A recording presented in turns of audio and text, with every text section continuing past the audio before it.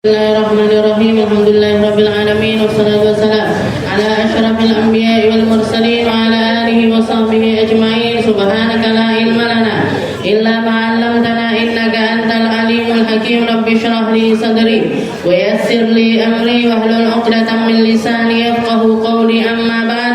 Alhamdulillah ala nikmatil Islam, alhamdulillah ala nikmatil iman wa kafa biha min ni'mah. Alhamdulillah, segala puji bagi Allah Subhanahu wa taala. Hari ini kita berkesempatan kembali untuk menyalurkan jalan-jalan takwa kita di tempat-tempat di mana di tempat tersebut kita bertemu karena Allah dan berpisah karena Allah. Duduk bareng-bareng berzikir, ingat-ingat tentang Allah, bersalawat kepada Nabi kita Nabi Muhammad sallallahu alaihi wasallam. Setelah itu mempelajari atau mengkaji hal-hal yang menjadi warisannya Nabi kita Nabi Muhammad sallallahu alaihi wasallam.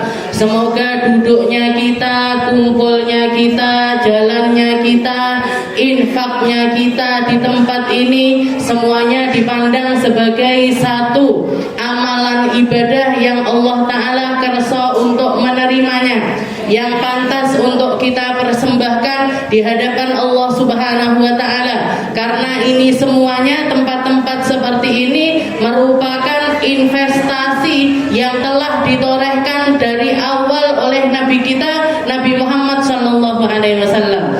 Diceritakan ketika Nabi Muhammad melakukan Isra Mi'raj, ketika Nabi Muhammad melaksanakan naik ke atas langit sampai ke Sidratul Muntaha, di tengah perjalanan beliau ketemu berpapasan dengan seorang perempuan yang tua renta, seorang perempuan yang sudah amat sangat tua, bukan cuma tua lagi, istilahnya sudah kelihatan rambutnya yang putih semuanya, disertai dengan botak di mana-mana. Setelah itu keriput-keriput seluruh kulitnya, dari mulai wajah, tangan, kaki, semuanya keriput-keriput seperti itu, yang menunjukkan kalau perempuan ini perempuan yang sudah sangat tua, sudah amat sangat banget tua.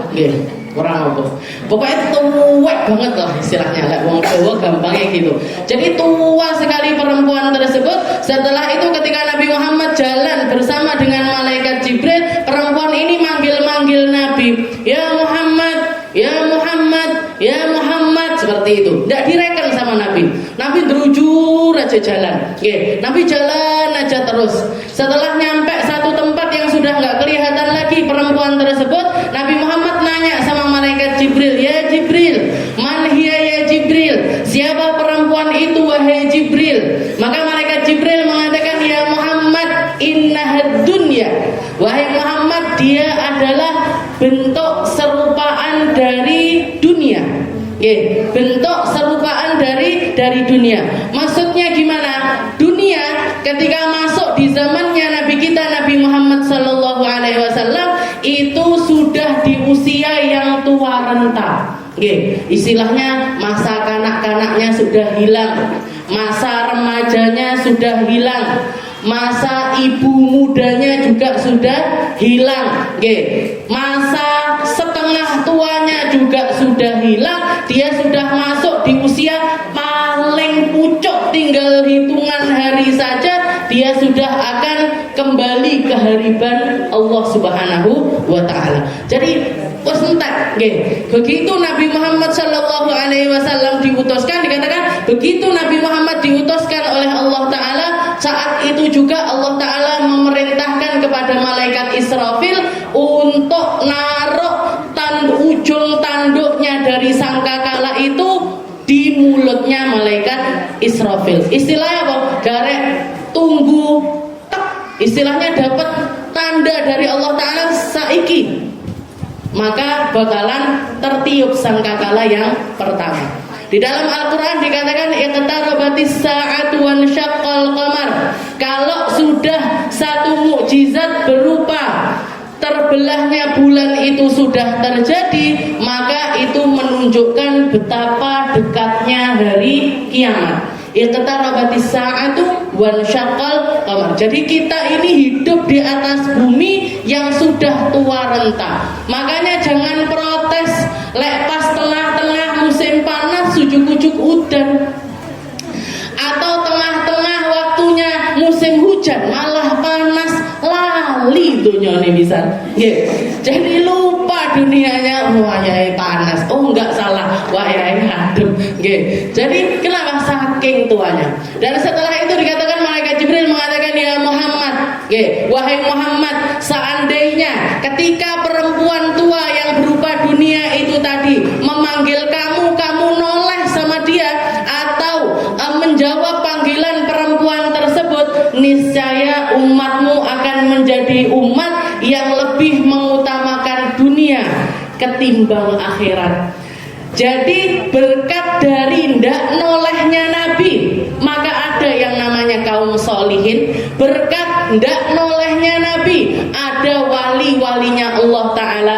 Berkat ndak nolehnya Nabi, ada Al-Quran, ada pengajian-pengajian, ada orang-orang zuhad, ada aparat atqiya, ada para orang-orang yang bertakwa sama Allah Ta'ala, para ahli salat, para ahli puasa, para ahli sedekah, para ahli. Jadi orang-orang yang masih ngambil porsi dari warisannya Nabi Muhammad SAW, semua sumbernya ada di dalam sesuatu yang terjadi di malam Isra Mi'raj tersebut. Jadi misalkan Nabi Muhammad waktu itu noleh dikatakan umatmu akan menjadi umat yang lebih mementingkan dunia ketimbang akhirat. Maka kita duduknya kita di tempat ini maca rotib, bersolawat, setelah itu ngaji. Sing di ngajekne apa? Bab haji, padahal ora paham ya. Ya, terus pokoknya ngrungokne ae nggih. Istilahnya kita tawaf sing ngendi sak urung kebayang iki, mabit di Musdalifah iki modele kaya apa ning Arafah iki. Wis pokoke jenengan ngrungokne ae lah. Nggih. Yang penting kita duduk di sini mbuh paham mbuh ora nggih. Pokoke nggih bareng-bareng nyari nggih. Nyari apa yang dicari?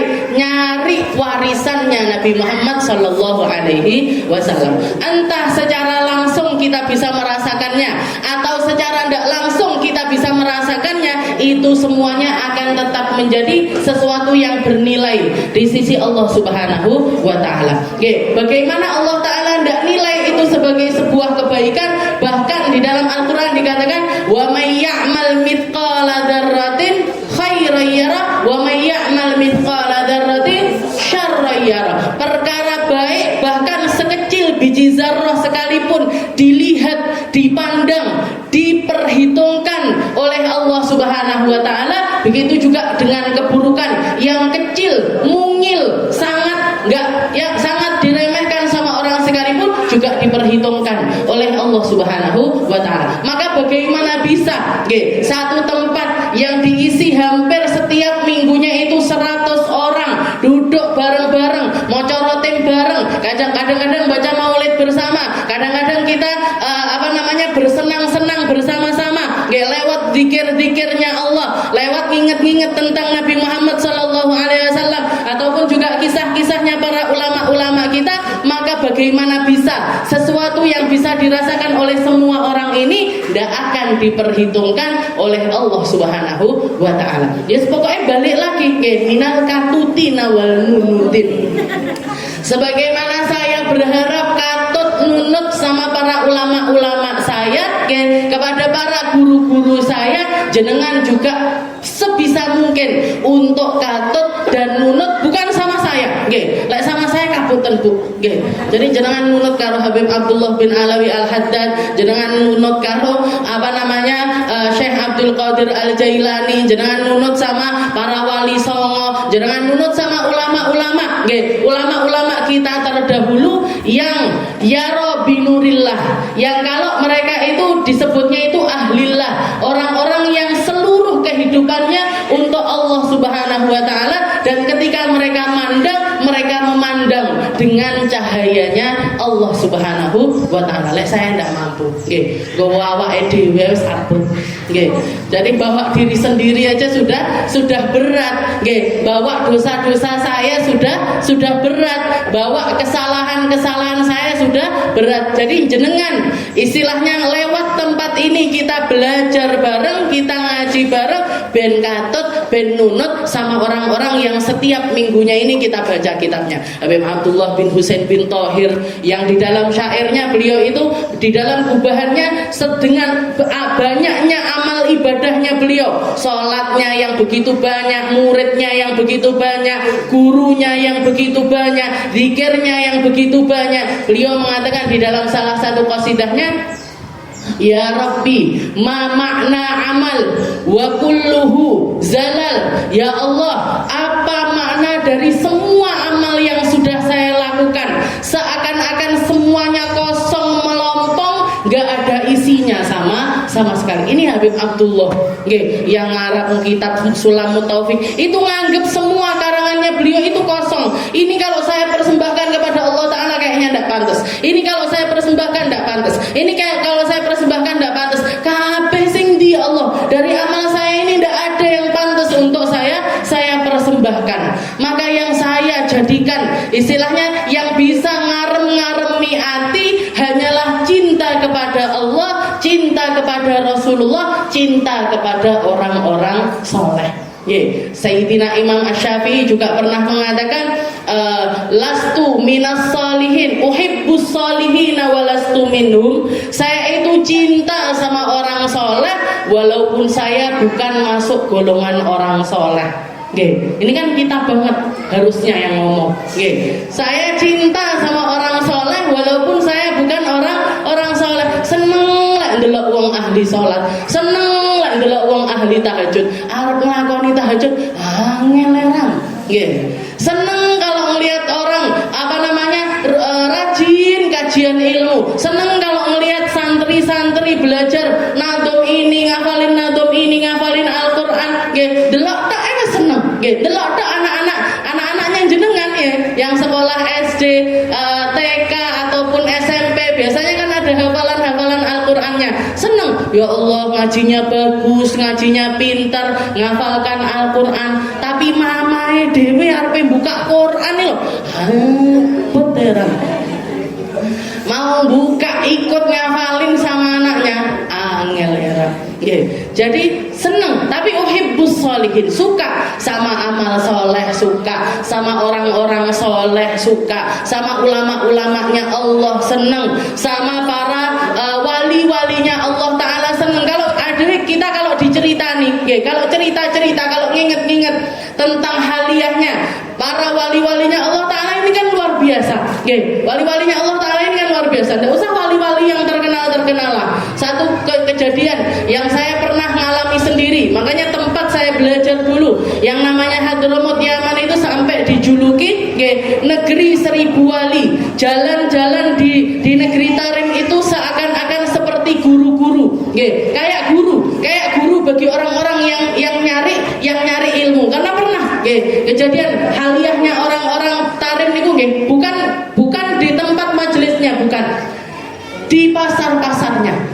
Jadi pasar-pasarnya Tarim kayak kita, kayak pasar di Indonesia juga. Bakul Brambang sebelahnya bakul Brambang, sebelahnya bakul Brambang. Kalau bakul baju sebelahnya bakul baju, sebelahnya bakul baju. Ini jualan apa ya sebelahnya. Seperti itu, sama kayak kita. Sak komplek ini bagian tas-tas, ini bagian baju-baju. Cuma dibedakan aja. Ada namanya suk nisa, ada suk rijal, ada pasar khusus perempuan, ada pasar khusus laki-laki. Pasar khusus perempuan itu saya pikir pertamanya, sing dodol kabeh wong wedok, yang beli semuanya juga perempuan. Ternyata enggak. Yang jualan laki-laki, tapi yang masuk para perempuan. Biar apa? Kenapa kok disendirikan? Biar para perempuan ini enggak berdesak-desaan sama laki-laki. Itu yang mereka inginkan. Tapi tetap yang kerja para laki-laki. Perempuannya di mana? Nang omah. Bagian mana? Masak, macak. Kayak orang Tarim itu seperti apa? Seperti itu. Yang nyuci baju bapak-bapak, sing PPPP bapak-bapak, sing blonjo ning pasar bapak-bapak. Terus jenengan ndak usah meri, tapi nggak usah meri sama orang-orang tersebut. Saya dhewe awake dhewe DE ngoten mawon.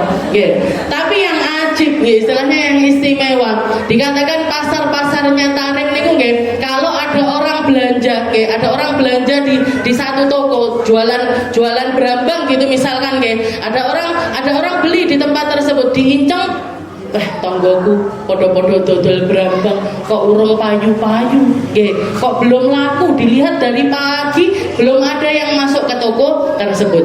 Maka yang masuk pelanggan yang masuk ke toko tersebut nggih, jadi misalkan toko A sama toko B. Toko B ini wis kepayon nggih, toko A belum kepayon. Ini orang masuk ke toko B dikatakan, sakne, kamu jangan beli di tempat saya, beliau di sebelah. Beli aja di toko sebelah, barangnya sama, harganya sama. Saya alhamdulillah hari ini sudah kepayon 5 orang yang beli di toko saya. Cukup insya Allah untuk biaya hidup keluarga saya hari ini.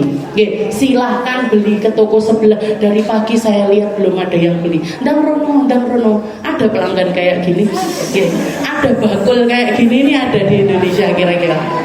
Yang ada rebutan pelanggan, wes yang beli misalkan ribuan orang bahkan mungkin ratusan orang, terus nggak peduli, toko sebelah sakarpe, wong payu kah nggak payu kah terserah, yang penting saya payu. Yang penting toko saya laris, yang penting toko saya, yang penting duit masuk ke rekening saya. Ini haliahnya orang tarif, bukan ulamanya loh Bu. Jenengan bayangkan aja dari tempat seperti ini, kira-kira ulamanya seperti apa? Kira-kira ulamanya seperti apa? Jadi itu pasarnya. Saya yang nemukan sendiri diseneni sama sopir taksi. Bayangkan. Saya beli, istilahnya nyewa mobil untuk keliling-keliling karena mau safar, mau pulang ke Indonesia. Waktu mau pulang ke Indonesia itu padahal sempat didudukkan sama putrinya Habib Umar, Ustazah Aisyah, yang pernah sempat datang di sini waktu di Al Azhar niku. Beliau guru saya talqin Al-Quran itu, saya setorannya sama beliau. Dikatakan ketika dengar kita mau pulang itu sudah mau sebulan lagi kita mau pulang, beliau itu mendudukkan saya sama Kak Isma, berdua ini didudukkan, yuk tak talqin sendiri minimal bisa dapat 20 juz katanya beliau. Karena waktu itu saya masih hafal sekitar 10 juz, minimal sebulan ini kita kebut biar bisa nyampe 20 juz. Disetani saya, di BCI sama teman saya Ustazah Nur Lawang niku, yang ceramah sebelum Ustazah Halimah itu niku menghasut saya niku. Beliaunya bilang gini, Ustazah Nur itu bilang gini, Nis, kalau ngafalin Quran di Indonesia bisa. Kalau ngafalin Al-Quran di Indonesia bahkan yang lebih fasih banyak, yang lebih ngerti, yang sanadnya juga nyambung. Bahkan mungkin kamu akan nemukan beraneka ragam macam cara membaca Al-Quran. Ulamanya Indonesia itu nggak kalah sama ulamanya Hadramut dari segi keilmuan. Dari segi keilmuannya nggak kalah. Bahkan saya kalau saya bandingkan, nahwu yang saya pelajari di Hadramut paling tinggi itu namanya kitab Kawakibud Durriyah. Itu di Dalwa saya sudah selesai. Sudah selesai di sana, ngulang lagi. Fikihnya saya belajar at-takrib. Takrib itu di Dalwa sudah selesai. Baleni mean. Baleni. Jadi ilmunya istilahnya kalau ulama Indonesia itu nggak kalah Bu.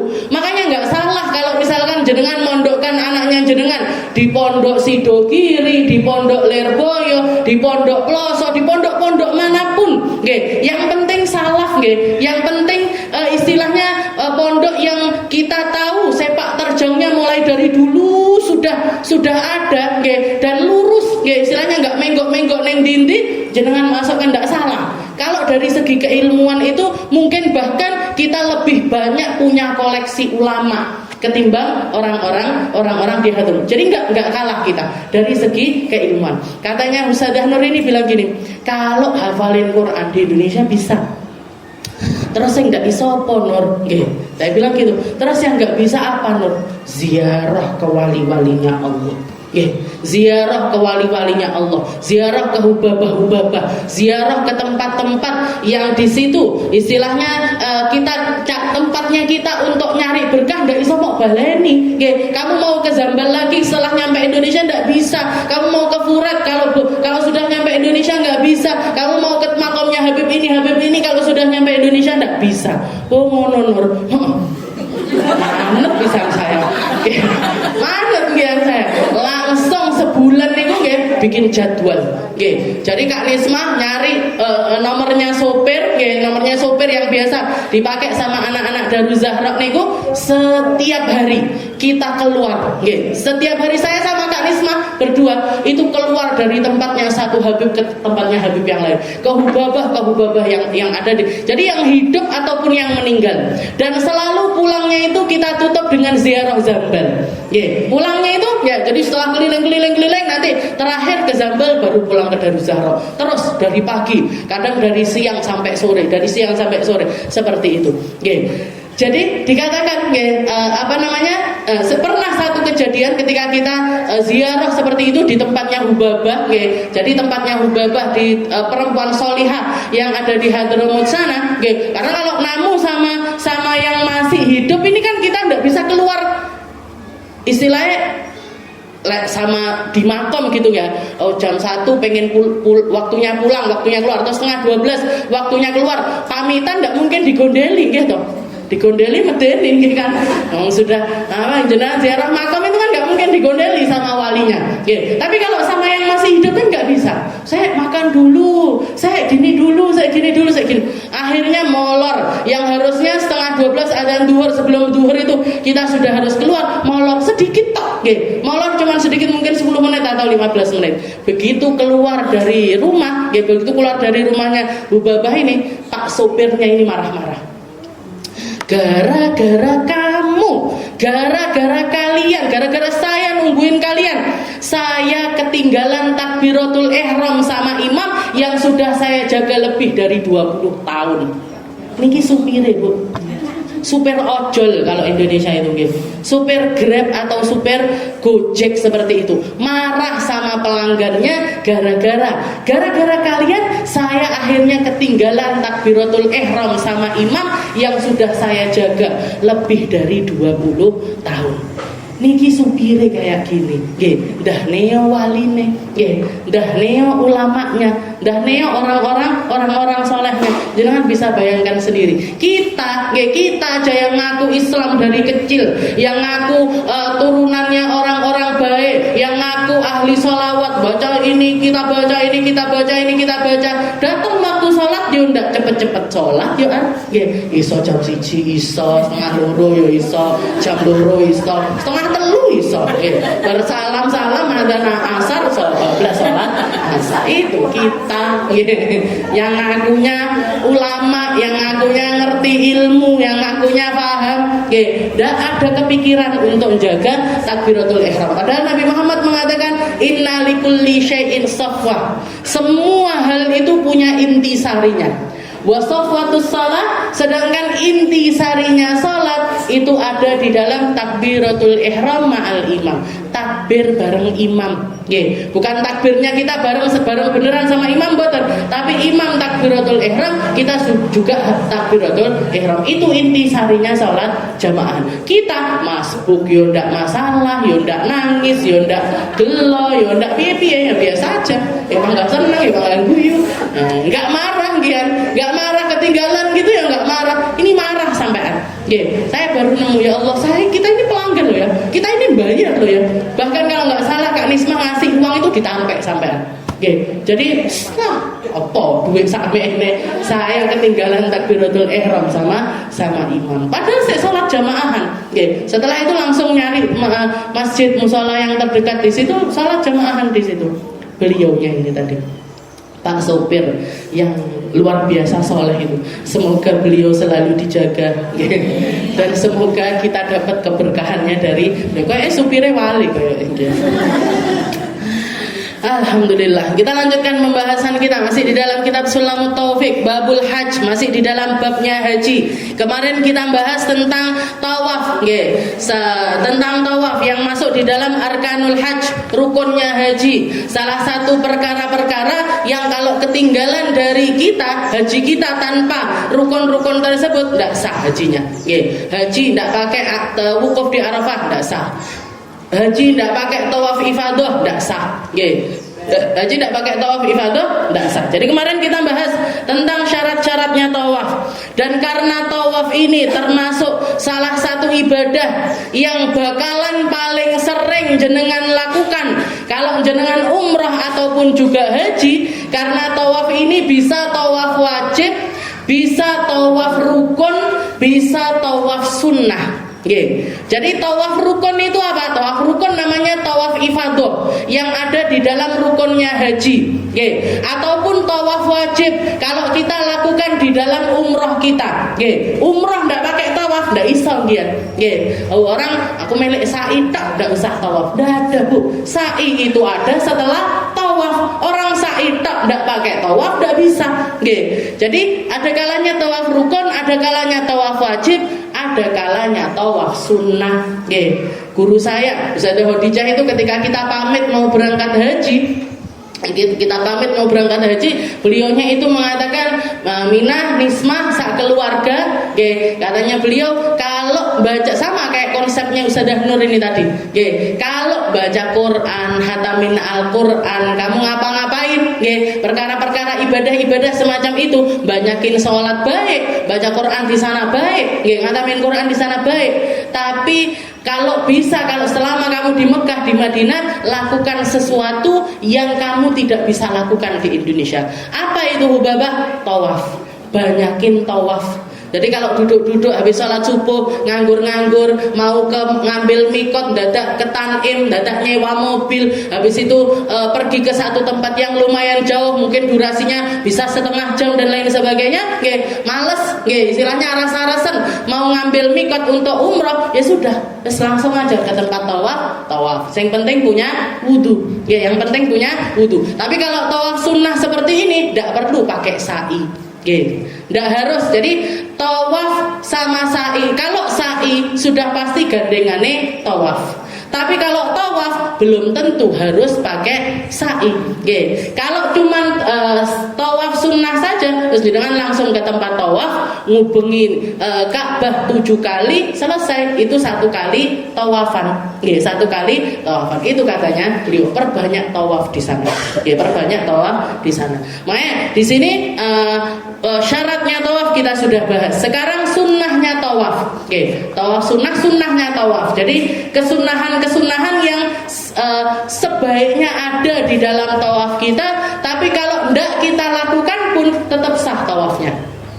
Kayak kita sholat, ada rukunnya sholat, ada sunnahnya sholat. Kayak apa sunnahnya sholat? Baca surat setelah Fatihah, niku sunnah. Jenengan nggak baca surat setelah Fatihah pun tetap sah sholatnya. Atau takbiratul intiqalat, naikkan tangan ketika mau ruku, ketika iktidal, dan lagi males melek ngene tok, gimana hukumnya? Sah apa enggak salatnya? Boleh, sah tetepan salatnya. Ataupun tahiyat yang pertama, tahiyat awal, imamnya kok enggak tahiyat awal, maka kita pun enggak perlu ikut tahiyat awal. Terus gimana nasib salatnya? Tetap sah. Kenapa? Karena itu adalah sunnahnya sholat.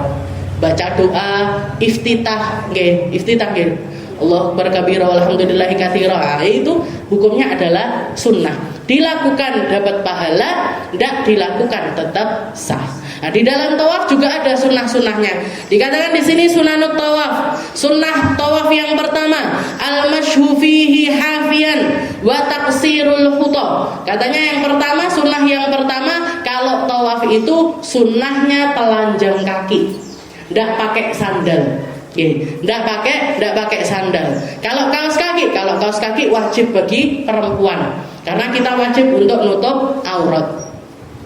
Tapi sandalnya sunnahnya dilepas. Kalau Mekah zaman sekarang sudah pasti jenengan tawaf nggak pakai sandal, karena sandalnya harus dilepas. Karena itu ada di area masjid. Ini dimasukkan di dalam sunnah karena zamannya Nabi dulu pelatarannya tawaf itu yo tanah. Jadi banyak orang tawaf itu tetap pakai sandal. Makanya dikatakan sunnah untuk melepas alas kaki. Wa taksirul khuta. Terus kalau jalan, kalau ngelangkah untuk tawaf itu sunnahnya langkahnya itu dikecilkan, enggak jelek gitu enggak.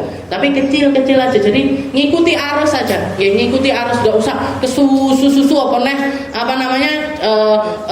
besar langkahnya seperti itu enggak sunnah. Apa sah kalau ada orang tawaf seperti seperti itu sah, tapi afdolnya kecil-kecil aja langkahnya, sambil diresapi, sambil ditadaburi, sambil baca-baca doa.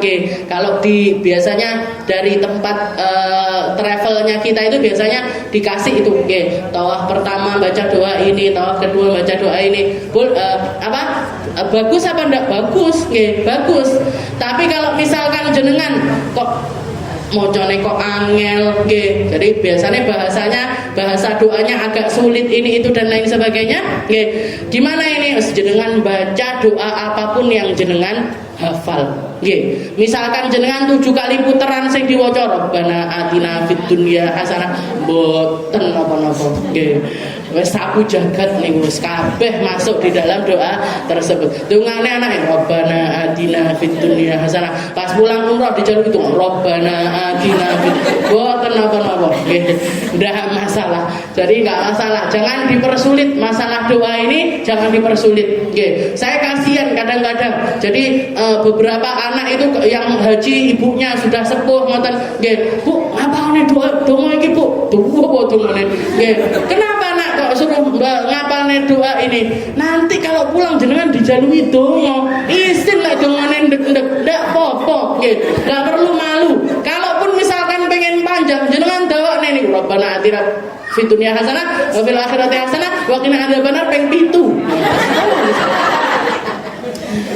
Jadi ketimbang membebani ibu ini mau berangkat itu sudah pusing. Neng Mekah ndak dikongkon ngapalne donga sak dawan-dawan. Iki ora nggih melas nggih. Wis lah kesel mumet kon ngapalne nggih. Saya ngeliat Umi saya ngapalne Al-Mutaffifin wis. Ya Allah. Wis istilahnya ya bagus, bagus ngapalin. Tapi masakne ngoten lho. Masuk Al-Mutaffifin, Al-Insyiqaq lali, Al-Mulk lali. Yes, saeneke lah. Jadi apa adanya saja.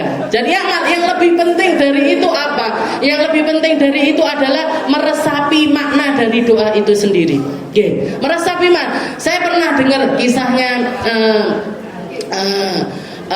Syekh Umar, kalau nggak salah Syekh Umar As-Sirri. Jadi ada seorang ulama dari Hadramut yang terkenal dengan ketawaduannya. Orangnya tawadu padahal ilmunya luar biasa luas. Ketika musim haji beliau itu dimasukkan ke kemahnya para ulama. Jadi ulama seluruh dunia itu ngumpul di satu kemah tersebut. Istilahnya haji di Arafah, waktunya ngumpul semua orang. Zaman masih umat muslim tidak sebanyak ini. Akhirnya diambili dari setiap negara itu ulama-ulamanya itu diambili. Setelah itu dari Yaman itu tidak ada ulamanya, cuman Syekh Umar ini tadi yang datang ke tempat tersebut. Yes, ini perwakilan dari Hadramut, perwakilan dari Yaman, belum ada, silahkan masuk. Khutbah ceramah, yang dari Indonesia ceramah, yang dari negeri ini ceramah. Wes selesai semuanya ceramah, terus bagian dongo saiki sapa sing bagian dongo. Ini yang belum kebagian ulama dari Yaman ini, enggak kebagian apa-apa. Akhirnya dipersilahkan untuk doa. Dipersilahkan untuk doa. Beliau mengangkat tangannya doa. Yang dibaca napa? Allahumma hdina fi man hadait wa afina fi man afait wa tawallana fi man tawait. Ngono apa niku? Kunut. Doanya kunut. Tapi begitu itu keluar dari lisannya Syekh Umar ini tadi, semua ulama yang ada di tempat tersebut nangis, Bu. Nangis semuanya karena dalamnya rasa yang keluar dari doa yang dilantunkan oleh beliau. Awake dhewe ben subuh ya maca. Tapi yo gak nangis ya. Nangis ora kok nangis, ngerti ae ora. Kadang lali mang wis saboro. Ya Allah, awake dhewe. Al-masyufi hafian wa tafsirul khutab. Jadi sunnah yang pertama adalah telanjang kaki, nggak pakai sandal. sandal. Setelah itu memperkecil langkah, memperkecil langkah. Setelah itu yang kedua ar-ramal. Ar-ramal itu wahwal isra' fil masyi ma'a hazil katifain wa taqarubil khuta bila udwin wala watak. Jadi lari-lari kecil, lari-lari kecil. Wa yakunu fil aswati thalathatil awal faqat minat tawaf. Tapi jalan sambil lari-lari kecil itu dilakukan hanya di 3 rukun. Hanya di 3 rukun. Jadi Ka'bah itu kan 4 rukun ngeten. Kotak, jadi ada 4 sisi, ada 4 pucuk istilahnya. Tempat yang pertama adalah Hajar Aswad, tempat yang kedua kalau nggak salah rukun Syami, yang ketiga namanya rukun Iraqi, yang keempat namanya rukun Yamani. Jadi 4 rukun, 4 pojok ini tadi, kita disunahkan untuk jalan sambil lari-lari kecil di 3 sisi. Jadi mulai Hajar Aswad sampai rukun Syami, sampai rukun Iraqi, sampai rukun Yamani. Begitu nyampe rukun Yamani mau ke Hajar Aswad, ini jalan biasa lagi. Jadi di 3 sisi ini jalannya rodok cepat, nyampe rukun Yamani pelan-pelan sampai Hajar Aswad. Itu sunnah hukumnya. Terutama bagi laki-laki. Terutama bagi laki-laki. Perempuan kalau dirasa itu akan memberatkan atau bikin istilahnya bikin orang lain tidak konsentrasi dan lain sebagainya, maka jangan jalan biasa saja di 4 sisi tersebut.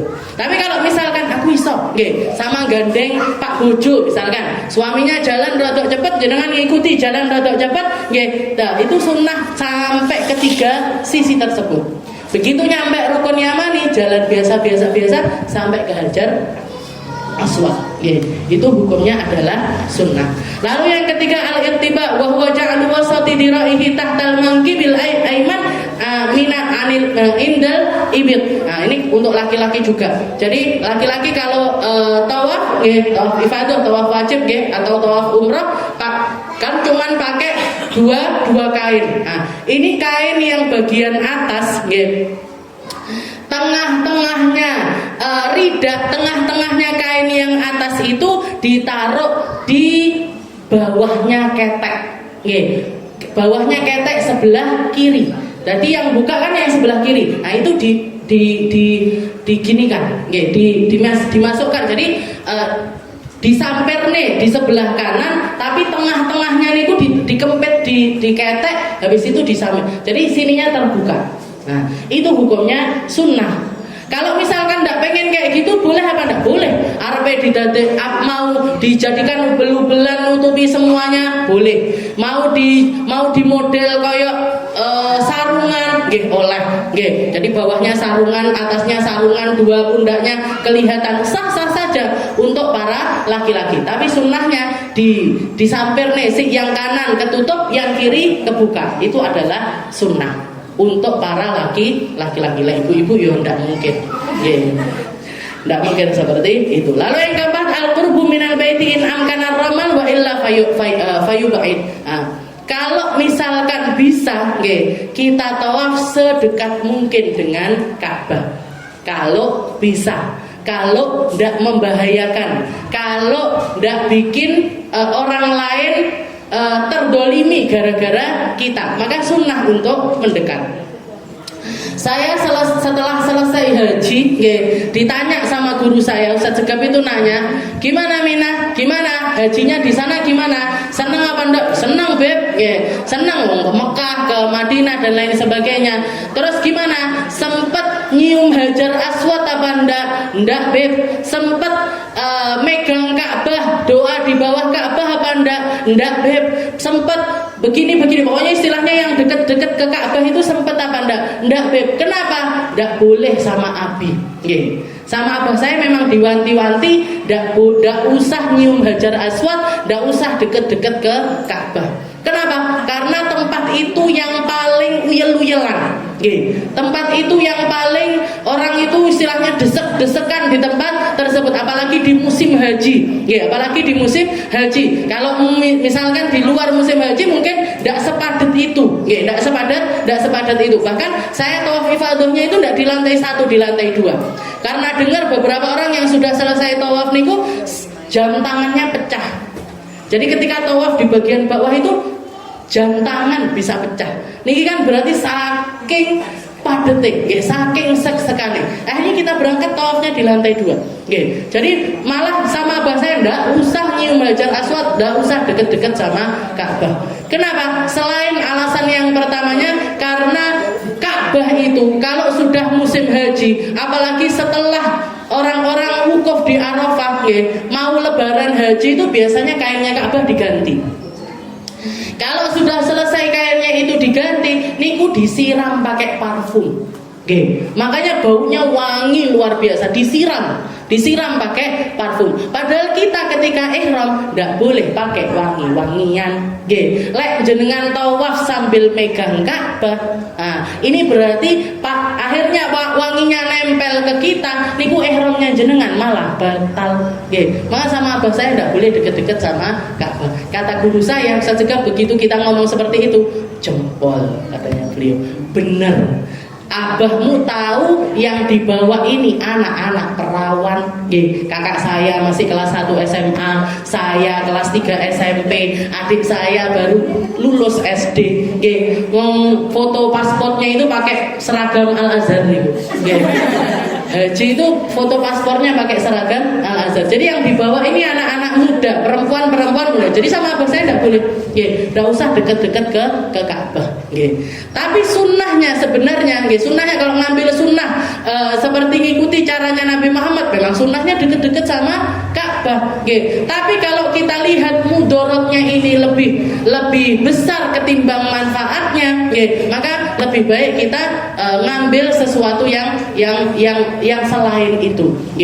Jadi kehormatan kita jauh lebih penting, keselamatan kita juga jauh lebih penting. Saya melihat sendiri ada orang perempuan dari Indonesia, kalau nggak salah orang Bekasi atau orang mana, itu maksakan diri untuk nyium Hajar Aswad, keluar keluar karena mungkin waktu kepalanya itu masuk ke tempatnya Hajar, kan masuk ke lubang gitu, masuk ke lubang itu kemungkinan didesek sama orang, kebanteran, akhirnya kepalanya ini kepentok situ, keluar ngucur darah sakit.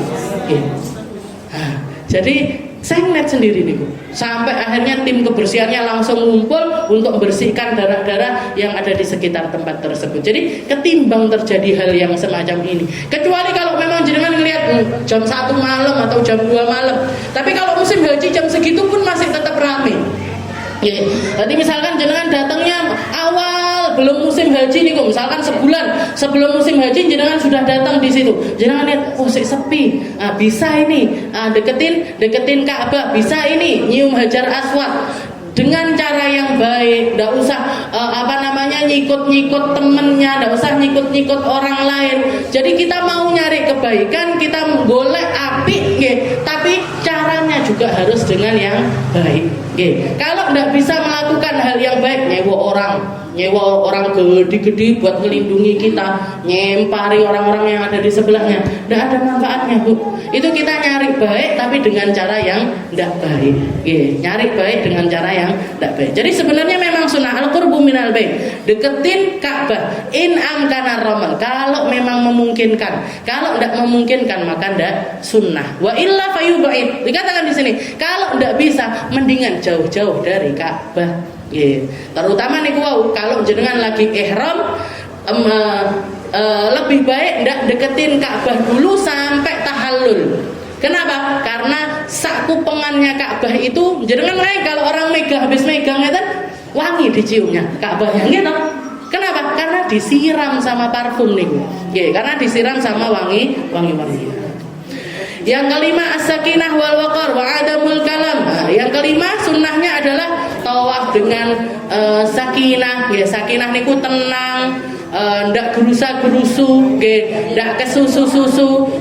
Belum selesai tawaf ternyata azan disuruh keluar, yo keluar aja, nggih. Ngoten mawon lho. Jadi slow, nggih. Istilahnya kita tawaf, kita ibadah haji itu ndak usah dibikin yang kudu ngene, kudu karo rombongan, ndak usah pakai kudu. Nggak ada yang kudu karena nggak ada yang kudu. Jangan tawaf sendiri ya sah, tawaf berdua ya sah, tawaf bareng-bareng juga sah. Yang penting nggak usah gubuk, nggak usah gubuk. Hatinya yang tenang, dipakai zikir, dipakai sholawat, dipakai istighfar, mata-mata mawon.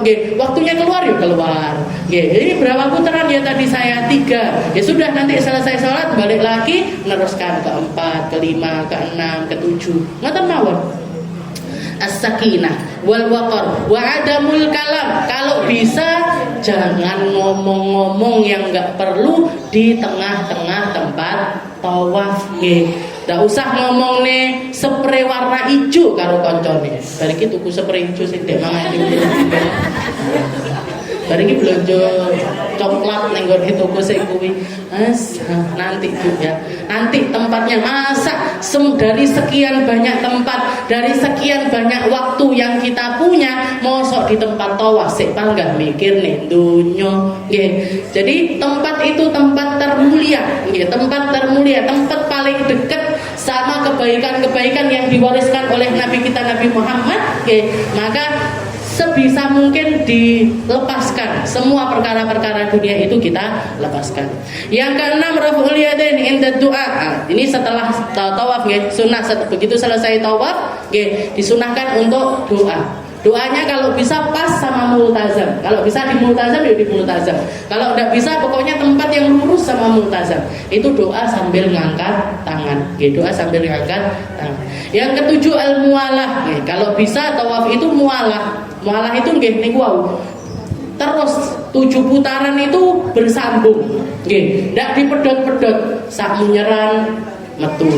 Sak munyeran neh metu. Sak munyeran neh metu. Boleh apa ndak? Boleh. Sah. Tapi sunnahnya, nggih sunnahnya ya bablas 1 2 3 4 5 6 7. Manten. Al-mualah. Nanti muter 2 ditinggal ngopi balik kan ya belain lagi. Itu yang ketujuh. Yang kedelapan qiraatul azkar al-waridah fihi ma'huduril qalb. Nah ini tadi. Yang kedelapan adalah baca zikir yang warid yang seperti biasanya dibagikan sama para travel doa pertama doa ini. Kalau bisa jenengan lakukan. Lek ndak bisa wis donga sak apale nggih. Yang paling penting ma'huduril qalb. Yang paling penting khusyuk, khudu, tahu dengan makna yang kita baca. Yang kalau taunya Rabbana atina fid dunya hasanah nggih niku mawon. Nggih. Kalau kita ngertinya, fahamnya dari sekian banyak doa, itu kita baca. Kalau Rabbil firli wali monggo nggih silakan. Yang penting wis apal, yang penting sudah hafal. Setelah itu kita bisa mentadabburi makna dari doa tersebut. Ketimbang jenengan donga dawa ndak apal, ndak ngerti, ndak apal delok. Kayak biasanya dipimpin Rabbana atina. Saya dengar nih orang Indonesia gian mesti yang seperti ini. Jadi pemimpinnya itu mimpin doa Rabbana atina fid dunya hasanah. Nanti wafil a kipiye ngetoke kok di situ. Saya itu ngoten wafil a apa fil a di a ngoten malian artinya di a diikuti sama belakangnya di a khirati akhirnya tidak ada maknanya. Fil a tidak ada artinya, khirati tidak ada artinya. Kalau mau mimpin doa wa fil akhirati ngoten pisan nggih niki sing guyu wong Arab iki wong Indonesia iki mocone piye wis lah dungane mek Rabbana atina diketok-ketok pisan nggih jan Indonesia itu Qiraatul azkaril waridah fihi ma'khuduril qalb. Yang kesembilan istilamul hajar wa taqbiluhu wa wad'u jabhatihi alaihi wa taqbilu yadihi ba'dahu.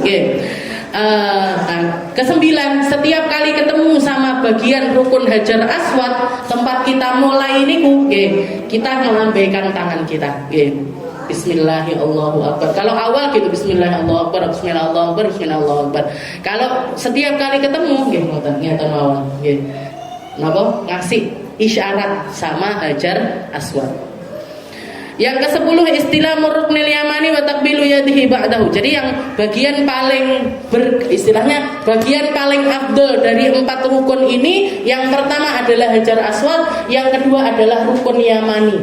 Oke. Jadi rukun yamani ini apa sih? Tempat yang kalau ditarik garis lurus itu ke negeri Yaman. Oke. Kalau sini negeri Syam, kalau yang ini negeri Irak. Oke. Jadi kalau ditarik garis lurus itu seperti itu. Nah, jadi yang paling afdol di antara 4 rukun ini, yang pertama adalah rukun Hajar Aswad, yang kedua rukun Yamani. Jadi kita ngasih isyaratnya di rukun Hajar Aswad sama rukun Yamani. Oke. Jadi 2 tempat ini. Dan sunnah untuk nyium juga rukun yang ini. Selain Hajar Aswad, kita juga sunnah untuk ngusap atau nyium bagian rukun Yamani ini. Rukun yang lurus ke arah Yaman. Yang ke-11 rakaat tawaf ma'al jahri fiha khalfal maqam.